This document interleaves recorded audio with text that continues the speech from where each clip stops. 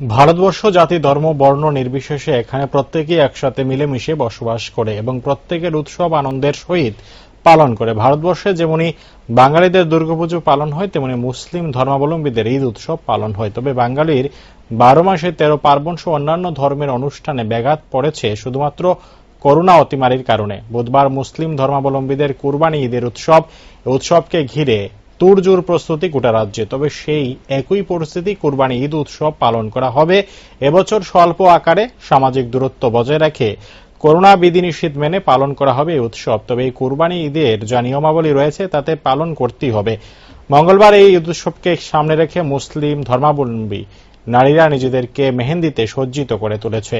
এই উৎসবের অন্যতম সাজসজ্জায় রয়েছে মেহেন্দি পড়া। তবে ঈদ উৎসবকে কেন্দ্র করে পোশাকের বাজার থাকে রমারমা। তবে পরিস্থিতি অস্বাভাবিকতার কারণেই স্বল্প আকারে পালন হচ্ছে এবছরের কুরবানি ঈদ উৎসব। এটা ঈদের আধারের উপরে আমরা মেহেন্দি করছি। কালকে কুরবানি ঈদ, সবাই মিলে মেহেন্দি করছি। গত 2 বছর ধরে আমরা কিছু করতে পারি না করোনার জন্য, অনেক দুঃখ তার জন্য মনে। করোনা, তারপরে লকডাউন, কোনো শপিং করতে পারি না, তারপরে সবকিছুতে রেস্ট্রিকশন, বেরোতে পারবো না, সোশ্যাল ডিস্টেন্সিং মেনটেন করতে হবে। আমরা আগে অনেক মজা করতাম সবাই একসাথে, সব ফ্যামিলি মেম্বার্সরা, সব ফ্রেন্ডসরা সবাই একসাথে সেলিব্রেট করতাম। গত 2 বছর ধরে সেলিব্রেট করতে পারছি না, কয়েকজন মিলেই সেলিব্রেট করি।